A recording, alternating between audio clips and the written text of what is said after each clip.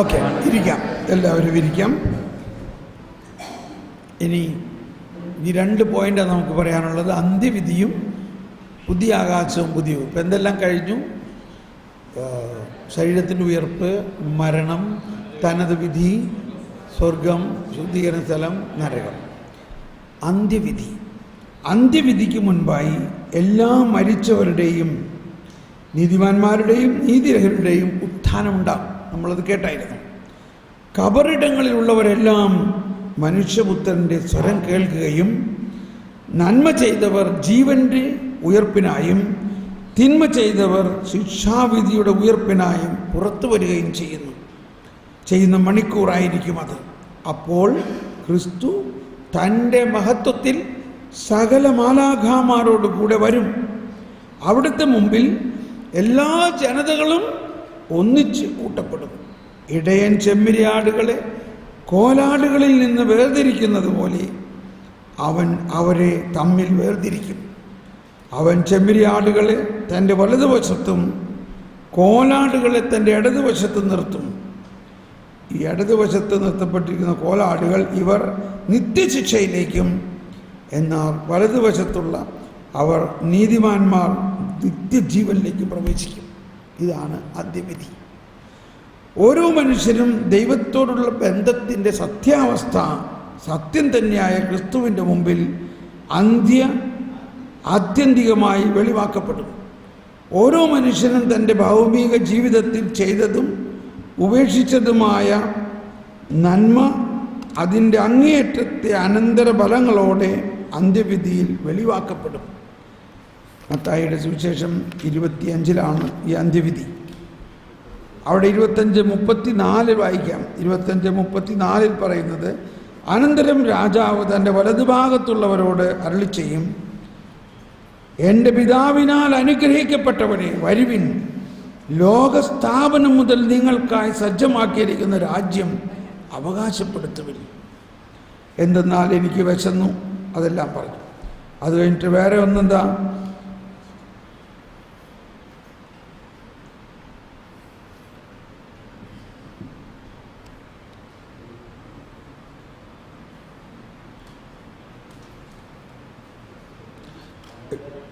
മറ്റുള്ളവർ അനന്തരാവൻ തന്നെ 41. അനന്തരാവൻ തൻ്റെ ഇടതുഭാഗത്തുള്ളവരോട് പറയും, ശപിക്കപ്പെട്ടവരെ, നിങ്ങൾ എന്നിൽ നിന്ന് അകന്ന് പിശാചിനും അവൻ്റെ ദൂതന്മാർക്കുമായി സജ്ജമാക്കിയിരിക്കുന്ന നിത്യാഗ്നിയിലേക്ക് പോകുവിൻ.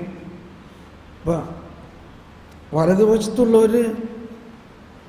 വലതുവശത്തുള്ളവർ പിതാവിനാൽ അനുഗ്രഹിക്കപ്പെട്ടവരെ, ലോകസ്ഥാപനം മുതൽ നിങ്ങൾക്കായി സജ്ജമാക്കിയിരിക്കുന്ന രാജ്യം അവകാശപ്പെടുവിൻ. ഇത് കേട്ടിട്ട് ആർക്കും വലിയ സന്തോഷമൊന്നുമില്ല. കാരണം എല്ലാവർക്കും ഭയം മറ്റേ ഗ്രൂപ്പിനെ കുറിച്ചാണ്.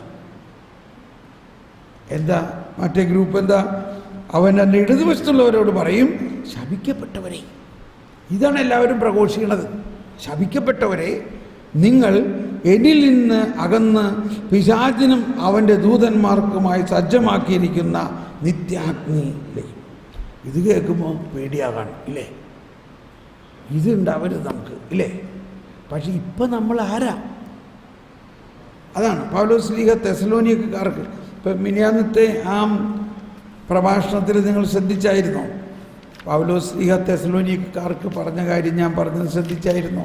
ആ 2-ാം വരവിൽ 5-ാമത്തെ അധ്യായത്തിൽ പറയാണ് പൗലോസ് ലീഗ തെസലോനിക്ക 5 പറയുന്നത്, സഹോദരരെ, സമയങ്ങളുടെയും കാലങ്ങളെയും സംബന്ധിച്ച് നിങ്ങൾക്ക് ഞാൻ എഴുതേണ്ടതില്ല. കാരണം രാത്രിയിൽ കള്ളൻ എന്ന പോലെ കർത്താവിൻ്റെ ദിനം വരുമെന്ന് നിങ്ങൾക്ക് നന്നായി അറിയാം. വായിച്ചോ? 1 തെസലോനിയർ 5. കള്ളൻ എന്ന പോലെ സമാധാനവും ഭദ്രയും എന്ന് അവർ പറഞ്ഞുകൊണ്ടിരിക്കെ തന്നെ ഗർഭിണിക്ക് പ്രസവവേദന ഉണ്ടാകുന്നത് പോലെ പെട്ടെന്ന് നാശം അവരുടെ മേൽ നിപതിക്കും. അതിൽ നിന്ന് അവർ രക്ഷപ്പെടുകയില്ല. ഇത്തരം കേൾക്കുമ്പോഴേക്കും നമുക്ക് പേടിയായി, ഇല്ലേ? നമ്മൾ ഇതിനകത്ത് അകപ്പെടാൻ സാധ്യതയുണ്ട്. അല്ലെങ്കിൽ നമ്മുടെ ആരെങ്കിലും നമുക്ക് പേടിയായി. അടുത്ത സെൻറ്റൻസ് വായിക്കണം. എന്താണ് സെൻറ്റൻസ്? എന്നാൽ സഹോദരനെ, ആ ദിവസം കള്ളനെന്ന പോലെ നിങ്ങളെ, എല്ലാവരും വായിക്കണേ, ഇത് വിട്ടുകളയല്ലേ, അപ്രതീക്ഷിതമായി പിടികൂടാൻ ഇടയാകത്തക്ക വിധം നിങ്ങൾ അന്ധകാരത്തിലല്ല കഴിയുന്നത്. നിങ്ങൾ അന്ധകാരത്തിലാണോ കഴിയുന്നത്? അതാണ് ഒന്നുകൂടി വായിച്ചത്. ആ ദിവസം കള്ളൻ എന്ന പോലെ നിങ്ങളെ അപ്രതീക്ഷിതമായി പിടികൂടാൻ ഇടയാകത്തക്ക വിധം നിങ്ങൾ അന്ധകാരത്തിലല്ല കഴിയുന്നത്. നിങ്ങളെല്ലാവരും പ്രകാശത്തിൻ്റെയും പകലിൻ്റെയും പുത്രന്മാരാണ്. അപ്പോൾ അവർക്ക് ഈ ഇടതുവശം വരുമോ? അവർക്കുള്ളത് ഏത് വശമാണ്? എൻ്റെ പിതാവിനാൽ അനുഗ്രഹിക്കപ്പെട്ടവരെ വരുവിൻ, ലോകസ്ഥാപനം മുതൽ നിങ്ങൾക്ക് വേണ്ടി സജ്ജമാക്കിയിരിക്കുന്ന രാജ്യം നിങ്ങൾ അവകാശപ്പെടുത്തുവിൻ. നിങ്ങളിത് വിശ്വസിക്കുന്നുണ്ടോ? നിങ്ങളിൽ എത്ര പേര് വലതുവശത്തുണ്ടാകും എന്ന് പറഞ്ഞ്? എല്ലാവരും ഉണ്ടാവില്ലേ? അപ്പോൾ ഈ വലതുവശത്തുള്ളവരിപ്പോൾ എൻ്റെ വിധി നടക്കാൻ പോവാണ്. ഞാൻ തീർച്ചയായിട്ടും വലതുവശത്താണല്ലോ. എൻ്റെ വിധി എന്താണ്? ഈ വിധി കുറച്ച് നാൾ മുമ്പ് പോപ്പ് ഫ്രാൻസിസ് പറയാണ്, വിധിയെക്കുറിച്ച് നമ്മൾ ഭയപ്പെടുകയല്ല വേണ്ടത്, അതൊരു കോൺവെക്കേഷൻ പോലെ അതിന് വേണ്ടി ഒരുങ്ങുകയാണ് നല്ലത്. അത് വലിയ ആനന്ദത്തിൻ്റെ ഒരു നിമിഷമായിരിക്കും. എന്നിട്ട് പറയാണ്, നിങ്ങൾ വിധി സ്ഥലത്തേക്ക് പോകുമ്പോൾ നിങ്ങൾ ഒറ്റയ്ക്കല്ല, നിങ്ങളുടെ കൂടെ ആരുണ്ട്? 2 അഡ്വക്കേറ്റുമാരുണ്ടാകും. 2 അഡ്വക്കേറ്റുമാർ നിങ്ങൾക്ക് അനുകൂലമായി വാദിക്കാൻ അവിടെ ഉണ്ടാകും. ആരാണത്? കർത്താവ് ഈശോ മിശിഹായും പരിശുദ്ധാത്മാവും. ഇനി എൻ്റെ പേര് വിളിച്ചു, കൊടിയൻ തോമസ് പോൾ. യെസ്, ഹാജർ ഹേ. ഞാൻ അവിടെ എത്തി. ഇപ്പോൾ ഉടനെ എൻ്റെ അഡ്വക്കേറ്റുമാർ ഓടി വരുമോ ഇല്ലയോ? അവർ എൻ്റെ അഡ്വക്കേറ്റുമാരാണ്. അഡ്വക്കേറ്റ് നമ്പർ 1 ജീസസ് ക്രൈസ്റ്റ് പറയാണ്, മൈ ലോർഡ്, ഈ തോമസ് പോൾ ജീവിച്ചിരുന്ന കാലത്ത് ഒരുപാട് പാപം ചെയ്തിട്ടുള്ളവനാണ്. എന്നാൽ അവൻ്റെ സകല പാപങ്ങളും ഞാൻ കുരിശിൽ ഏറ്റെടുത്ത് പരിഹാരം ചെയ്യുകയും ആ പരിഹാരം ചെയ്തതിൽ ഇവൻ പൂർണ്ണമായി വിശ്വസിക്കുകയും ചെയ്തിരിക്കുന്നതിനാൽ അവൻ്റെ പുസ്തകത്തിൽ ഒരു പാപവും ഇപ്പോൾ കാണാനില്ല. അതെല്ലാം റദ്ദാക്കപ്പെട്ടിരിക്കുന്നു. അതുകൊണ്ട് അവനെ നീതിയുടെ കവചം ധരിച്ച് അങ്ങ് സ്വീകരിച്ചാലും. ഉടനെ പരിശുദ്ധാത്മാവ് ഓടി വന്നിട്ട് പറയാണ്, ഈ തോമസ് പോൾ ജീവിതകാലത്ത് പരിശുദ്ധാത്മാവിൻ്റെ വരദാന ഫലങ്ങൾ ഉപയോഗിച്ച് അനേകരെ സ്വർഗരാജ്യത്തിലേക്ക് നേടിയിരിക്കുന്നത് കൊണ്ട് ഇവനെ ഒരു ഗോൾഡ് മെഡലും ഒരു കിരീടവും ധരിപ്പിച്ച് പ്രവേശിച്ചാലും. ഉടനെ മാലാഖ വൃന്ദം ബാൻഡ് ഘോഷത്തോടുകൂടി സങ്കീർത്തനം 45 പാടുകയാണ്, രാജകുമാരി സ്വർണ്ണക്കശം ഉടയാട ചാർത്തി അന്തഃപുരത്തിൽ ഇരിക്കുന്നു, വർണ്ണശബളമായ അങ്കിയണിയിച്ചവളെ രാജസന്നിധിയിലെ ആനയിക്കുന്നു, കന്യകമാരായ തോഴിമാർ അവർക്ക് അകമ്പടി സേവിക്കുന്നു. അതാണ് സങ്കീർത്തനം 45. രാജകുമാരി സ്വർണ്ണക്കശം ഉടയാട ചാർത്തി എന്ന് പറഞ്ഞാൽ ദൈവജനം ഉയർത്തെഴുന്നേറ്റ ആ ശരീരത്തിൻ്റെ ഉയർപ്പായ അമർത്യമായ ശരീരം ധരിച്ചുകൊണ്ട് മണവാട്ടിയായ സഭ രാജകുമാരി സ്വർണ്ണക്കശം ഉടയാട ചാർത്തി അന്തഃപുരത്തിൽ ഇരിക്കുന്നു, വർണ്ണശബളമായ അങ്കിയണിയിച്ചവളെ രാജസന്നിധിയിലേക്ക് ആനയിക്കുന്നു, ആഹ്ലാദഭരിതരായവർ രാജകൊട്ടാരത്തിൽ പ്രവേശിക്കുന്നു. ഇതാണ് സങ്കീർത്തനം 40. ഇതാണ് അന്ത്യവിധി സമയത്ത് നടക്കുന്നത്. എന്തു പറയണു? സന്തോഷമായോ? സമാധാനമായോ?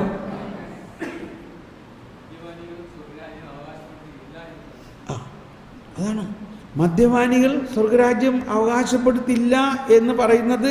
ഏതവസ്ഥയിൽ? അവൻ മനസ്തപിച്ച് അവൻ മനസ്തപിച്ച് കഴിയാണെങ്കിൽ കിട്ടൂലേ? അവൻ മനസ്തപിക്കാത്ത അവസ്ഥയിൽ. അപ്പം എന്തുകൊണ്ടാണ് അങ്ങനെയൊക്കെ പറയുന്നത്? മദ്യപാനികൾ മാത്രമല്ല, അവിടെ വലിയൊരു ലിസ്റ്റ് പറഞ്ഞിട്ടില്ലേ? മദ്യപാനി, വ്യഭിചാരി, ഒരുപാട് വലിയൊരു ലിസ്റ്റ്. അവർ സ്വർഗരാജ്യം അവകാശപ്പെടില്ല. പക്ഷെ എപ്പോഴവർ അവകാശപ്പെടും? അവർ പശ്ചാത്തപിച്ച് യേശുവിനെ സ്വീകരിച്ചു കഴിയുമ്പോൾ യേശു അവരുടെ പാപത്തിന് പരിഹാരം ചെയ്തത് അവർക്ക്, ആ പരിഹാരം മൂലമുള്ള വിശദീകരണം അവർക്ക് ലഭിക്കുന്നു. ലൈറ്റ് അവിടെ നിന്നിട്ട്. അപ്പോൾ മദ്യപാനികളും വ്യഭിചാരികളും കുറേ പേരുടെ ലിസ്റ്റ്. അവർ സ്വർഗരാജ്യം അവകാശപ്പെടില്ല എന്ന് പറയുന്നതിൻ്റെ അർത്ഥം അവർ യേശുക്രിസ്തുവിൽ വിശ്വസിക്കുന്നില്ല എന്നർത്ഥം. യേശുക്രിസ്തുവിൽ അവർ വിശ്വസിക്കുകയും യേശുക്രിസ്തുവിലൂടെ ഉള്ള പാപമോചനത്തെ അവർ സ്വീകരിക്കുകയും ചെയ്യുമ്പോൾ അവർ ഓട്ടോമാറ്റിക്കലി സ്വർഗരാജ്യത്തിൽ വന്നു. മനസ്സിലായോ? അപ്പോൾ ഓക്കെ, ഇനി എന്തെങ്കിലും സംശയം?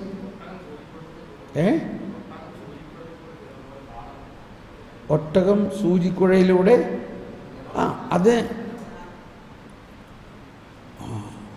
ഒട്ടകം സൂചിക്കുഴയിലൂടെ ധനവാൻ സ്വർഗരാജ്യത്തിൽ പ്രവേശിക്കുന്നതിലും ഭേദം ഒട്ടകം സൂചിക്കുഴ. അപ്പോൾ ഈ ഒട്ടകം സൂചിക്കുഴ എന്നൊക്കെ പറഞ്ഞാൽ ഇതൊക്കെയാ ബൈബിളിലെ പദങ്ങളുടെ അർത്ഥം മനസ്സിലാക്കണം. ഈ ഒട്ടകം സൂചിക്കുഴയിലൂടെ, അതിലും എളുപ്പമാണ് ഒട്ടകം സൂചിക്കുഴയിലൂടെ പ്രവേശിക്കുന്നതെന്നാണ്. ഈ സൂചിക്കുഴ എന്ന് പറഞ്ഞാൽ എന്തെന്ന് ആർക്കെങ്കിലും അറിയോ?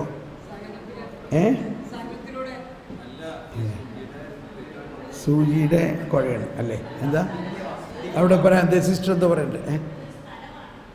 അതൊരു സ്ഥലമാണെന്നാണ് അവിടെ പറയണത്. കവാടം. എന്തിൻ്റെ കവാടം? ഇത് കേൾക്കണം കേട്ടോ. ഈ ആടും ഇടയന്മാരുടെ ഇതാണ്. ആടിന് ചില സ്ഥലത്ത് ആടിന് കൂടുണ്ട്, ആടുകൂട്. ആടിൻ്റെ കൂടിൽ ഒരാടിന് മാത്രം കയറാനുള്ള, അങ്ങനെയാണ് ആടിനെ അവർ എണ്ണണത്. ഇപ്പോൾ 100 ആട് അല്ലെങ്കിൽ 200 ആടിനെ ഉണ്ട്. ഈ 200 ആടിനെയും അകത്തേക്ക് കൊണ്ടുവരുമ്പോൾ എണ്ണുന്നതിനായിട്ട് ഒരാടിന് മാത്രം കയറാനുള്ള ഒരു ദ്വാരമാണ്, ഒരാടിന് മാത്രം. അതിലൂടെ ആടുകളെ കൊണ്ടുവരും. അപ്പോൾ അവർ 1, 2 തിരക്ക് പിടിച്ച് 2 ആട് അതിനകത്ത് കയറില്ല. ഒരാടിന് മാത്രം കയറാനുള്ള ആ ആട്ടുംകൂടിൻ്റെ ദ്വാരത്തിനാണ് അവരുടെ നാട്ടിൽ പറയണത് സൂചിക്കുഴ എന്ന് പറയണത്. അപ്പം ഈ ഒരാട് ഇങ്ങനെ കുനിഞ്ഞ് കയറണം ഈ ആട്. അങ്ങനെയുള്ള അതിൻ്റെ അകത്ത് ഒട്ടകത്തിന് കയറാൻ പറ്റുമോ? മനസ്സിലായോ? അപ്പോൾ ധനവാൻ സ്വർഗരാജ്യത്തിൽ കയറുന്നത് ഒട്ടകം ഈ ഒരാടിന് കയറാനുള്ള ഈ സൂചിക്കുഴയിലൂടെ ഒട്ടകത്തിന് കയറുന്നതിനില്ല. ഒട്ടകം കയറാൻ പറ്റില്ലല്ലോ എന്ന് പറഞ്ഞാൽ ഇറ്റ് ഈസ് ഇമ്പോസിബിൾ എന്നുള്ളൊരർത്ഥമാണത്. പക്ഷേ അവൻ എന്തു ചെയ്യണം?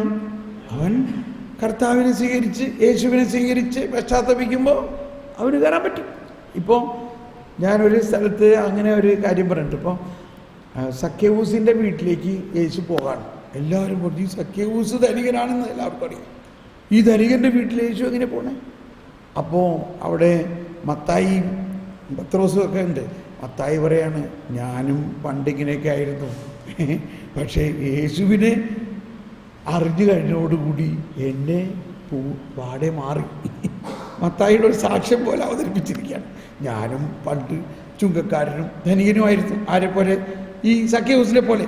പക്ഷേ യേശുവിനെ അറിഞ്ഞതോടുകൂടി എൻ്റെ ജീവിതം ആകെ മാറി. അപ്പോൾ അതാണ്, യേശുവിനെ അറിഞ്ഞു കഴിയുമ്പോൾ ഈ ഒട്ടകം സൂചിക്കുഴയിലൂടെ കയറാൻ പറ്റാത്ത മാതിരിയുള്ള അവസ്ഥയെ യേശു മാറ്റും. അതാണ് സഖ്യവൂസിൻ്റെ വീട്ടിൽ ചെന്നപ്പോൾ സഖ്യവൂസിൻ്റെ വീട്ടിലേക്ക് അങ്ങ് ചെല്ലുകയാണ്. സഖ്യവൂസ് ഇങ്ങോട്ട് വരികയല്ല ചെയ്തത്. സഖ്യവൂസ് യേശുവിൻ്റെ കരുണ അനുഭവിച്ചപ്പോൾ സഖ്യവൂസ് പറയാണ്, ഞാൻ പറ്റിച്ചെടുത്തേക്കണ കാശെല്ലാം 4 ഇരട്ടി തിരിച്ചു കൊടുത്തേക്കാം, അതുകൂടാണ്ട് എൻ്റെ ഈ ധനത്തിൽ പകുതി ദരിദ്രർക്ക് കൊടുത്തേക്കാം.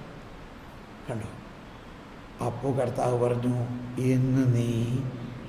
ഇന്ന് ഈ കുടുംബത്തിന് രക്ഷയുണ്ടായിരുന്നു. അപ്പോൾ ഇങ്ങനൊരു ട്രാൻസ്ഫോർമേഷൻ. അപ്പോൾ അതിൻ്റെ പ്രധാന പ്രശ്നം എന്താണ്? അവൻ ദൈവത്തെക്കാൾ കൂടുതൽ സമ്പത്തിനെ സ്നേഹിക്കുന്ന അവസ്ഥയാണ് ആ പ്രശ്നം. ദൈവത്തെ ഇപ്പം ഒരു ധനികനായ വ്യക്തി യേശുവിൻ്റെ അടുത്ത് വന്നു, അവനെല്ലാ പ്രമാണങ്ങളും പാലിക്കുന്നുണ്ടെന്ന് പറഞ്ഞു. പക്ഷേ ഏറ്റവും വലിയ പ്രമാണം എന്താ? ദൈവത്തെ എല്ലാത്തിലും കൂടുതൽ സ്നേഹിക്കുക എന്നുള്ള പ്രമാണമാണ്. അതവൻ അതിനെക്കുറിച്ച് ചിന്തിച്ചില്ല. അവൻ ഉദ്ദേശിച്ച് ചെറിയ ചെറിയ കാര്യങ്ങളാണ്. പക്ഷേ അവൻ ആ സമ്പത്ത് വിടാൻ പറഞ്ഞപ്പോൾ ആള് മനസ്സിലായി. ഓക്കെ, ഇനി നമ്മൾ അപ്പോൾ അന്ത്യവിധിയെക്കുറിച്ച് ഉള്ള ഭയം മാറിയോ? ഭയം ഉണ്ടെങ്കിൽ നമ്മുടെ വിശ്വാസം പൊള്ളയാണ്. അന്ത്യവിധിയെക്കുറിച്ച് ഭയമുണ്ടെങ്കിൽ നമ്മൾ പേട്ടത്തേങ്ങയാണ്. നമ്മളെല്ലാവരും അന്ത്യവിധി സമയത്ത് എവിടെ നിൽക്കും? വലതുവശത്ത്. എന്നാൽ ഇടതുവശത്ത് നിൽക്കുന്ന ആളുകൾ ഉണ്ടാകണോ? നമുക്ക് ആഗ്രഹമുണ്ടോ? ആഗ്രഹം ഉണ്ടാകരുതെന്നാണ് ആഗ്രഹമെങ്കിൽ ഇപ്പോഴേ നമ്മൾ അവർക്ക് വേണ്ടി പ്രാർത്ഥിക്കും. അതാണ് ഞാൻ പറഞ്ഞതിൻ്റെ അർത്ഥം.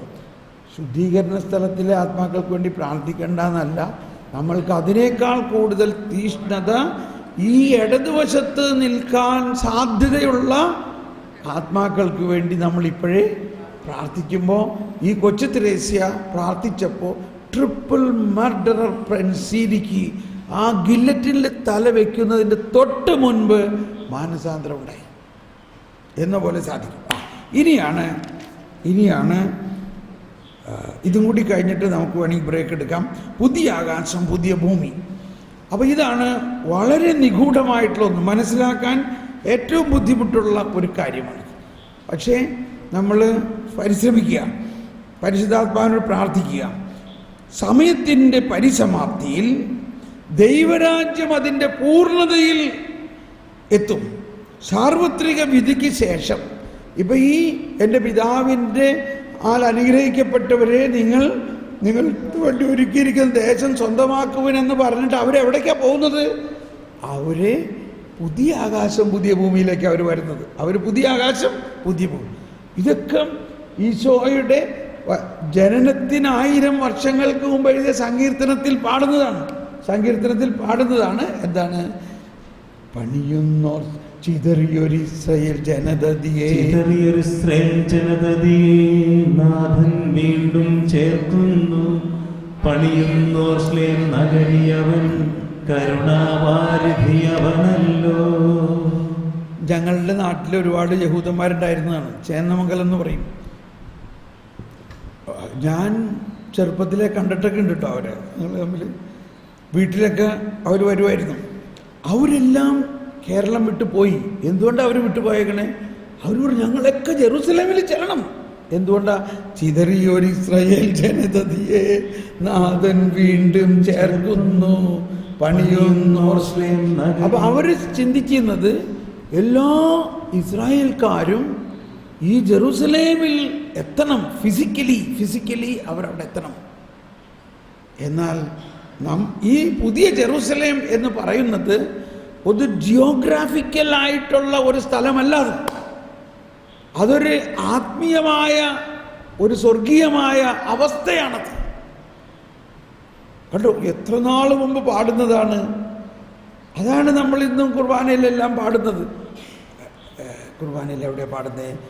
പ്രീതി കലർന്ന യുഗാന്ത്യത്തിൽ സ്വർഗീയ ഓർസ്ലേം. കണ്ടോ, അതാണ് സ്വർഗീയ ഓർസ്ലേം എന്ന് പറയുന്നതാണ് ഈ പുതിയ ആകാശവും പുതിയ ഭൂമിയും. ഒന്ന് പാടിയേ, ഇവിടുത്തെ ട്യൂണിലൊന്ന് പാടിയേ. പ്രീതി കലർന്ന യുഗാന്ത്യം. ഇവിടുത്തെ ട്യൂണും എറണാകുളം സെയിമാണോ? സെയിമാണ്. ഓക്കെ, എന്നാൽ എങ്ങനെയും പാടി.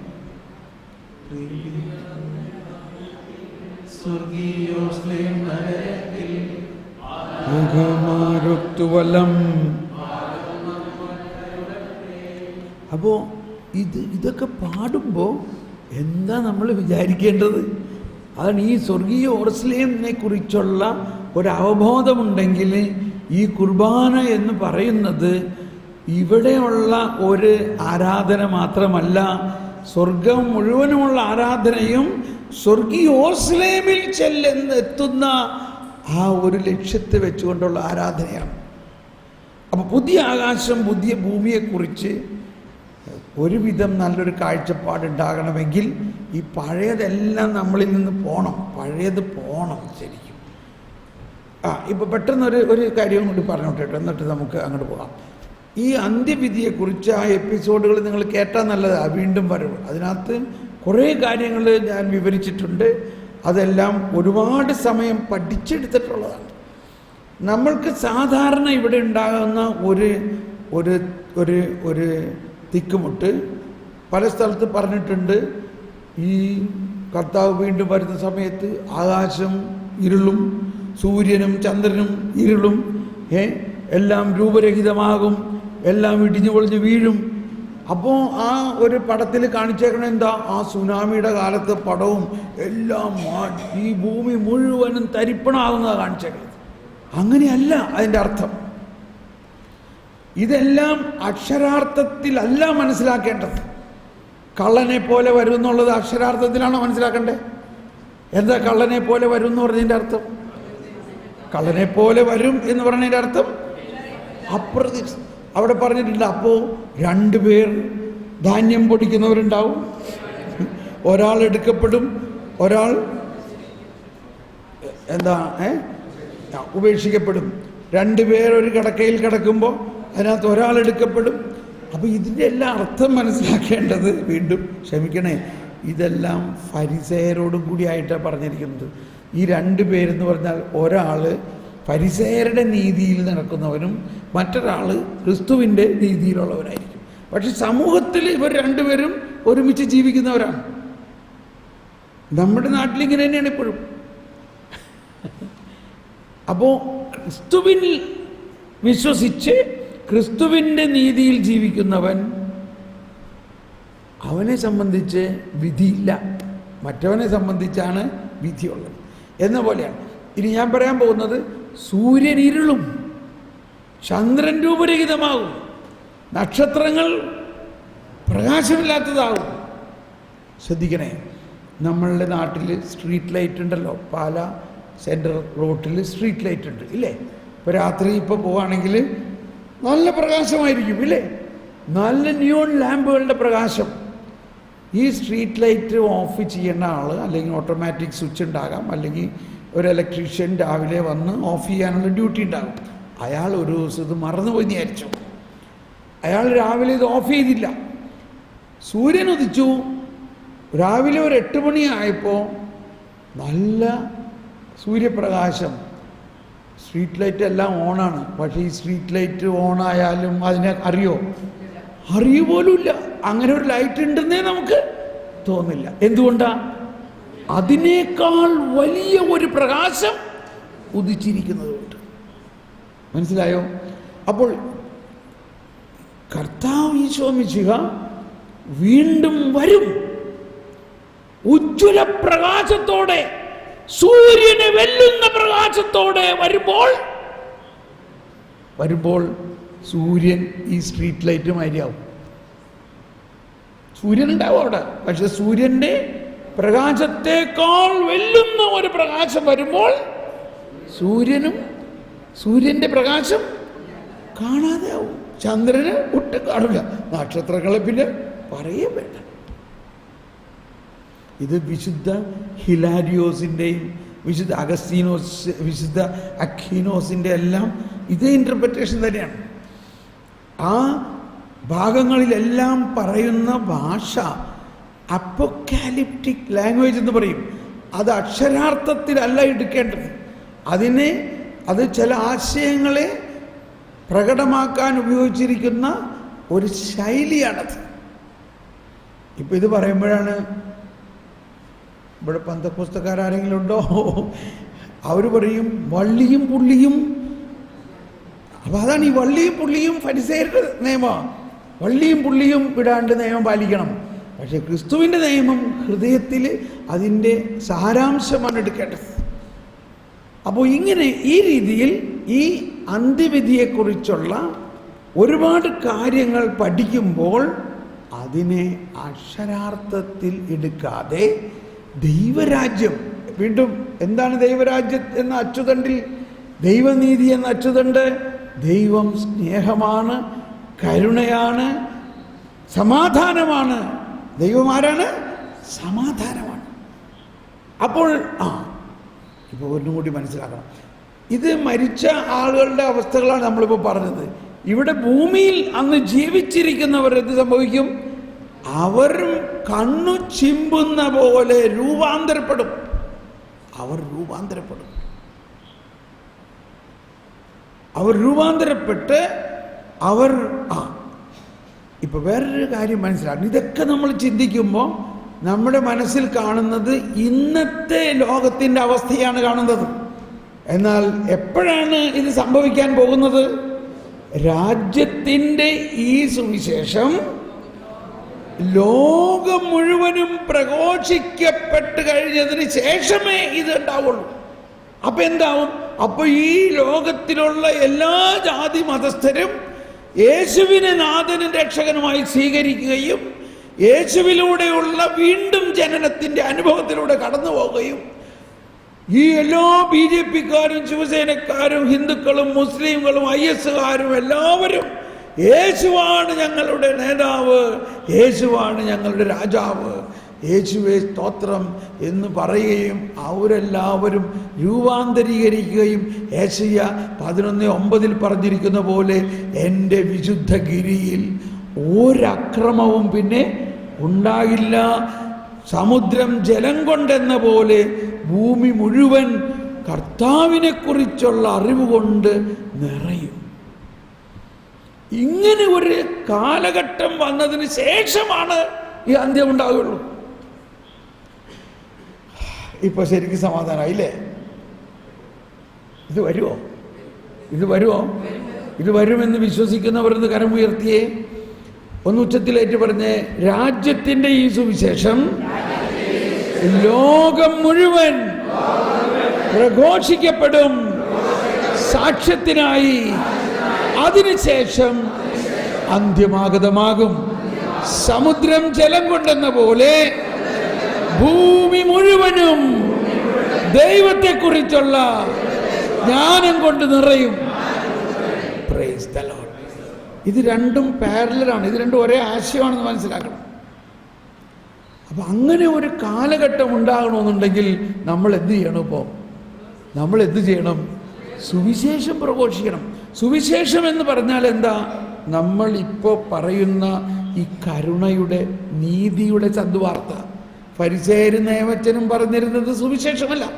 അതുകൊണ്ടാണ് ഈശോ പറയുന്നത് രാജ്യത്തിൻ്റെ ഈ സുവിശേഷം എന്ന് പറയുന്നത്. ഫരിസേയരും നിയമജ്ഞരും പറഞ്ഞിരുന്ന പ്രബോധനം രാജ്യത്തിൻ്റെ സുവിശേഷമല്ല. കാര്യം മനസ്സിലാവുന്നുണ്ടോ? നമ്മൾ പറയുക എവിടെയെങ്കിലും പഴയ നിയമത്തിൽ 2 വാക്കെടുത്തുകൊണ്ട് സുവിശേഷം പ്രഘോഷിക്കുമെന്ന് പറഞ്ഞാൽ അത് സുവിശേഷമല്ല. എന്താ സുവിശേഷം? കർത്താവ് ഈശോ മിശിഹ തൻ്റെ ജീവരക്തം ഒഴുക്കി നേടിയ ആ സദ്വാർത്ത, അത് പ്രഘോഷിക്കണം. അല്ലാണ്ട് 10 കൽപ്പന നീ അനുസരിച്ചില്ലെങ്കിൽ നീ ശപിക്കപ്പെടുമെന്ന് പറയുന്നത് സുവിശേഷമല്ല. അങ്ങനെയാണെങ്കിൽ നമ്മളിപ്പോൾ എവിടെ എത്തിയിട്ടുണ്ടെന്ന് പറയും? നമ്മളിപ്പോൾ ആരംഭിച്ചിട്ടേ ഉള്ളൂ. എന്ത്? സുവിശേഷം. കുഴപ്പമില്ല, സമയമുണ്ട്. കർത്താവ് കരുണയാ. ആ അർത്ഥത്തിൽ തന്നെയാണ് മത്തായിയുടെ സുവിശേഷത്തിൻ്റെ അവസാനം പറയുന്നത്, നിങ്ങൾ ലോകമെങ്ങും പോയി എല്ലാവരെയും സുവിശേഷം പ്രഘോഷിക്കുവിൻ, എല്ലാവരെയും സ്നാനപ്പെടുത്തുവിൻ, പിതാവിൻ്റെയും പുത്രൻ്റെയും പരിശുദ്ധാത്മാവിൻ്റെയും നാമത്തിൽ അവരെ സ്നാനപ്പെടുത്തുവിൻ. അതിനുശേഷം എന്ത് ചെയ്യാനാ പറഞ്ഞേ? ഞാൻ നിങ്ങളോട് പഠിപ്പിച്ചിട്ടുള്ള കാര്യങ്ങൾ അനുസരിക്കാൻ അവരെ പഠിപ്പിക്കും. ആര് പഠിപ്പിച്ചിട്ടുള്ളത്? ഞാൻ എന്ന് പറഞ്ഞാൽ ഈശോ മിശിഹ. ഞാൻ പഠിപ്പിച്ചിട്ടുള്ളത്. ഫരിസേയരും നിയമജ്ഞരും പഠിപ്പിച്ചിട്ടുള്ളത് പഠിപ്പിക്കാനല്ല പറയണേ. ഞാൻ നിങ്ങളോട് പഠിപ്പിച്ചിട്ടുള്ളത് അനുസരിക്കാൻ അവരെ പഠിപ്പിക്കുക. അത് ഭയങ്കര കാര്യമാണ്.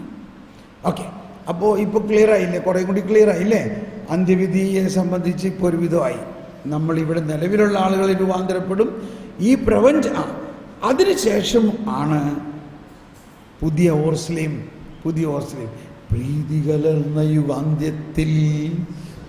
യുഗാന്ത്യം സ്വർഗീയോർസ്ലേം നഗരത്തിൽ മാലാഖമാരൊത്ത് വലം ഭാഗം ഞങ്ങൾ കരുളട്ടെ. ഇത് അക്ഷരം പ്രതി നിങ്ങളങ്ങ് വിശ്വസിക്കണം, എന്നിട്ട് പറയണം യെസ് യെസ് ലോർഡ്, ഞങ്ങൾ അവിടെ ഉണ്ടാകും.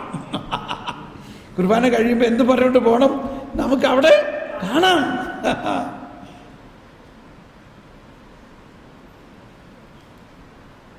അത്രയ്ക്ക് കോൺഫിഡൻസോടുകൂടി നമ്മൾ ഈ ബലിയിൽ കൂടണം. നമ്മുടെ ജീവിതം അതുപോലെ, അപ്പോഴാണ് വിശ്വാസത്തിൻ്റെ ഉന്നത തലത്തിലേക്ക് നമ്മൾ നീങ്ങുന്നത്. ഓക്കെ, സമയത്തിൻ്റെ പരിസമാപ്തിയിൽ ദൈവരാജ്യം അതിൻ്റെ പൂർണ്ണതയിലെത്തും. ഈ പൂർണ്ണതയിലെത്തുന്ന അവസ്ഥയ്ക്കാണ് നമ്മൾ വിശുദ്ധ കുർബാനയ്ക്ക് മുമ്പ് ശുശ്രൂഷകൻ പറയുന്നു,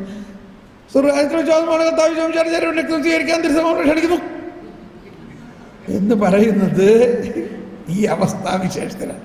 സ്വർഗരാജ്യത്തിലുള്ള വിശ്വാസത്തോടെ എന്ന് പറഞ്ഞാൽ ഈ സമയത്തിൻ്റെ പരിസമാപ്തിയിൽ സ്വർഗരാജ്യം പൂർണ്ണതയിലെത്തുന്ന ആ അവസ്ഥയെക്കുറിച്ചുള്ള അതിനകത്തേക്കുള്ള ഒരു മുൻ ആസ്വാദനം, അച്ചാരമാണ് നമുക്കിപ്പോൾ കിട്ടുന്നത്. സ്വർഗരാജ്യത്തിലുള്ള വിശ്വാസത്തോടെ കർത്താവ് ഈശോമിശിഹായുടെ ശരീരവും സ്വീകരിക്കാനും രക്തം പാനം ചെയ്യുവാനും തിരുസഭ നിങ്ങളെ ക്ഷണിക്കുന്നു. അപ്പോൾ ഈ ശരീരവും രക്തവും പാനം ചെയ്യുന്ന സമയത്ത് വൈദികൻ എന്ത് പറഞ്ഞുകൊണ്ടാണ് തരുന്നത്? കർത്താവ് ഈശോമിശിഹായുടെ ശരീരവും രക്തവും നിങ്ങളുടെ പാപമോചനത്തിനും നിത്യജീവനുമായിട്ട്, പാപമോചനത്തിനും നിത്യജീവനുമായിട്ട് ഇത് പറഞ്ഞുകൊണ്ടാ തരണേ. എന്നിട്ടും ഇല്ലില്ല, ഞാൻ ഇങ്ങനെ പാപമൊന്നും മോചിക്കപ്പെടില്ല, ഞാനൊന്ന് ശരിക്കും കുമ്പസാരിച്ചാലേ പാപം മോചിക്കപ്പെടൂ. കുമ്പസാരത്തിൽ തീർച്ചയായിട്ടും പാപം മോചിക്കപ്പെടും. പക്ഷേ ഈ ശരീരം രക്തവും ഭക്ഷിക്കുമ്പോൾ പാനം ചെയ്യുമ്പോൾ നമ്മുടെ പാപം മോചിക്കപ്പെടുന്നുണ്ട് എന്നൊന്ന് വിശ്വസിച്ച് നോക്കൊരു ദിവസം, ഒന്ന് വിശ്വസിച്ച് നോക്ക്. അപ്പം കാണാം. ഇത് തീക്കട്ട എന്ന് പറഞ്ഞിട്ടാണ് മലങ്കര കുർബാനയിൽ വിശുദ്ധ കുർബാന നൽകുന്ന സമയത്ത് കർത്താവ് ഈശോമിശിഹായുടെ ശരീരവും രക്തവുമാകുന്ന തീക്കട്ട നിങ്ങളുടെ പാപമോചനത്തിനും നിത്യജീവനും തരട്ടെ. എന്താ തീക്കട്ട എന്ന് പറയുന്നത്? യേശയ്യാ 6:6 പറഞ്ഞിരിക്കുന്നതാണ്, സെറാഫുകളിലൊന്ന് ബലിപീഠത്തിൽ നിന്ന് കൊടിലുകൾ കൊണ്ട് ഒരു തീക്കട്ടയെടുത്ത്. എന്താണ് ബലിപീഠത്തിൽ നിന്ന് എടുക്കുന്ന തീക്കട്ട? ഈ വരാനിരിക്കുന്ന യേശുവിൻ്റെ ശരീരമാണ്. ആ തീക്കട്ടയെടുത്ത് യേശയ്യായുടെ ആദരത്തിൽ കൊണ്ടുവന്ന് മുട്ടിച്ചു. തീക്കട്ട, ശരിക്കുള്ള തീക്കട്ട മുട്ടിക്കാൻ എന്തായിരിക്കും അവസ്ഥ? അപ്പം എന്താ അതിൻ്റെ അർത്ഥം? ബലിപീഠത്തിൽ നിന്നെടുത്ത് തീക്കട്ടയെടുത്ത് അവൻ്റെ ആദരങ്ങളിൽ സ്പർശിച്ചിട്ട് പറഞ്ഞു, നീ ശുദ്ധീകരിക്കപ്പെട്ടിരിക്കുന്നു. ഓക്കെ, അപ്പോൾ സമയത്തിൻ്റെ പരിസമാപ്തിയിൽ ദൈവരാജ്യം അതിൻ്റെ പൂർണ്ണതയിൽ എത്തും. സാർവത്രിക വിധിക്ക് ശേഷം നീതിമാന്മാർ കണ്ടോ, അവർ ശരീരത്തിലും ആത്മാവിലും മഹത്വീകൃതരായി. നീതിമാന്മാരെന്ന് പറഞ്ഞാൽ നമ്മളെല്ലാവരും. ഇപ്പം നമ്മൾ ഏതവസ്ഥയിലാണ്? നമ്മുടെ ആത്മാവും, അമർത്യമായ ആത്മാവും അമർത്യമായ ശരീരവും. നമ്മുടെ ശരീരം ഇപ്പോൾ അമർത്യമായിരിക്കുന്നു. ഈ മർത്യമായിരുന്ന ശരീരം ഇപ്പോൾ അമർത്യമായിരിക്കുന്നു. ഈ അമർത്യമായ ശരീരവും നീതിമാന്മാർ ശരീരത്തിലും ആത്മാവിലും മഹത്വീകൃതരായി. അതാണ് അമർത്യത. ക്രിസ്തുവിനോടുകൂടി എന്നേക്കും ഭരിക്കും. ഇനി ഒരു പുതിയ പ്രപഞ്ചമുണ്ടാകുകയാണ്. പ്രപഞ്ചം മുഴുവൻ നവീകരിക്കപ്പെടും. ഒരു പുതിയ ആകാശം, പുതിയ ഭൂമി. മനുഷ്യവംശത്തോടൊപ്പം മനുഷ്യനോട് ഗാഢമായി ബന്ധപ്പെട്ടിരിക്കുന്നതും അവനിലൂടെ സ്വന്തം ഭാഗധേയം പ്രാപിക്കുന്നതുമായ പ്രപഞ്ചം തന്നെയും ക്രിസ്തുവിൽ പരിപൂർണമായി പുനഃസ്ഥാപിക്കപ്പെടുന്ന സമയം വരുമ്പോൾ സഭ സ്വർഗീയ മഹത്വത്തിൽ പൂർണ്ണത നേടും. ഇത് ഇച്ചിരി ബുദ്ധിമുട്ടുള്ളതാണ്. ഒരു പാരഗ്രാഫ് കൂടി വായിച്ചിട്ട് നമ്മൾ നിർത്താൻ പോവുകയാണ്.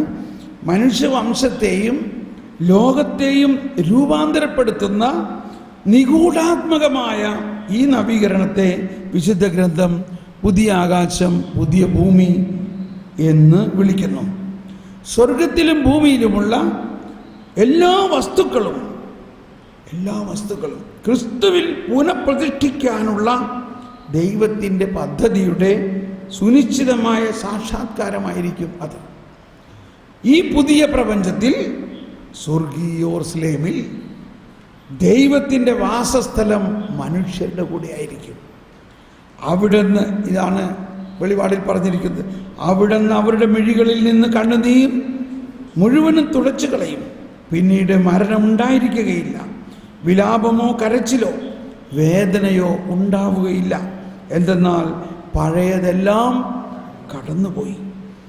മനുഷ്യനെ സംബന്ധിച്ചിടത്തോളം ഈ പരിസമാപ്തി ദൈവം സൃഷ്ടി മുതൽ ആഗ്രഹിച്ച മനുഷ്യവംശത്തിൻ്റെ ഐക്യത്തിൻ്റെ അന്തിമമായ സാക്ഷാത്കാരമായിരിക്കും. തീർത്ഥാടക സഭ ഈ ഐക്യത്തിൻ്റെ കൂദാശ പോലെ ആയിരുന്നു. ക്രിസ്തുവിൽ ഐക്യപ്പെട്ടവർ രക്ഷിക്കപ്പെട്ടവരുടെ സമൂഹമായി, ദൈവത്തിൻ്റെ വിശുദ്ധ നഗരമായി, കുഞ്ഞാടിൻ്റെ മണവാട്ടിയായി ഭവിക്കും.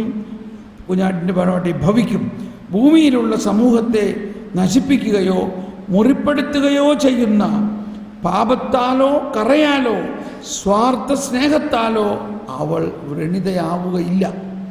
തിരഞ്ഞെടുക്കപ്പെട്ടവർക്ക് ദൈവം തന്നെ അക്ഷയമായ രീതിയിൽ തുറന്നു കൊടുക്കുന്ന സൗഭാഗ്യ ദർശനം സന്തോഷത്തിൻ്റെയും സമാധാനത്തിൻ്റെയും പരസ്പര സംസർഗത്തിൻ്റെയും ഉറവയായിരിക്കും അത്.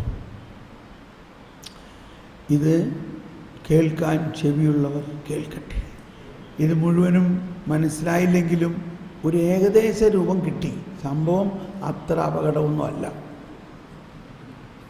ഇനി ഇത് നിങ്ങൾ പ്രാർത്ഥിക്കണം, വായിക്കണം. കുറേയും കൂടി ധ്യാനിക്കുമ്പോൾ നമുക്ക് മനസ്സിലാകും വാസ്തവത്തിൽ ഈ മരണാനന്തര